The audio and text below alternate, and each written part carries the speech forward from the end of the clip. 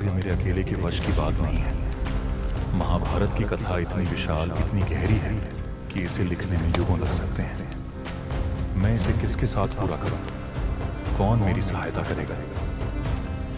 व्यास, यह केवल एक कथा नहीं, बल्कि युगों युगों तक मानवता के लिए एक मार्गदर्शक होगी। इस कार्य के लिए तुम्हें एक दिव्य सहायक की आवश्यकता है।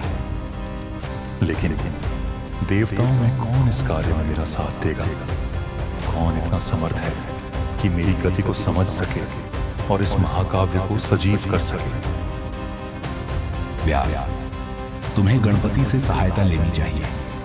वे न केवल ज्ञान और विवेक के प्रतीक हैं, बल्कि उनका धैर्य और बुद्धिमत्ता इस कार्य को पूर्ण करने में तुम्हारे लिए अमूल्य सिद्ध होगा।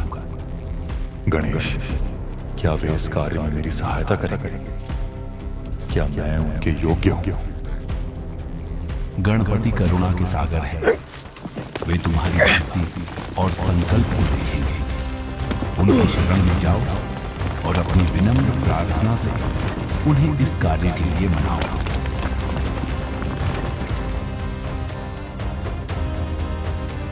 यदि गणेश ही मेरी सहायता कर सकते हैं तो मैं उनके पास जाऊंगा, चाहे बर्फीले पर्वत हों या दुर्गम महल। मैं उन्हें ढूंढने के लिए हर प्रयास करूंगा।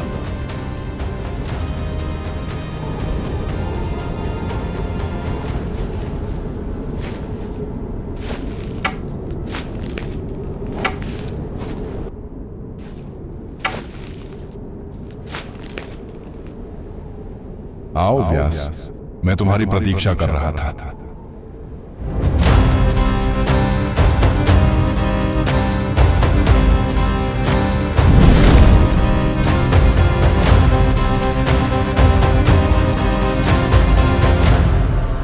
प्रभु गणेश, आपको मेरा सादर प्रणाम।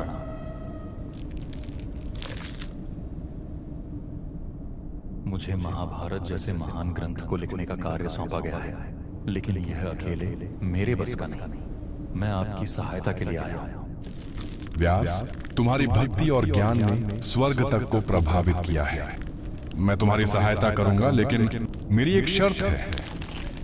कृपया बताइए प्रभु, आपकी क्या शर्त है? मैं बिना रुके लिखूंगा, लेकिन तुम्हें बिना झिझक और बिना रुके कथा सुनानी होगी। यदि तुम रुके तो मैं लिखना बंद कर दूंगा। यह उचित है प्रभु, लेकिन मेरी भी एक विनती है। यह कथा केवल वर्तमान के लिए नहीं है, यह आने वाले युगों के लिए भी है। इसकी गहराई और अर्थ कभी खोने नहीं चाहिए। इसलिए मैं कुछ श्लोक जटिल बनाऊंगा। आप उन्हें तभी लिखें जब आप उनका अर्थ समझ लें। बहुत चतुर हो तुम व्यास। मुझे यह शर्त भी स्वीकार है। आओ व्यास।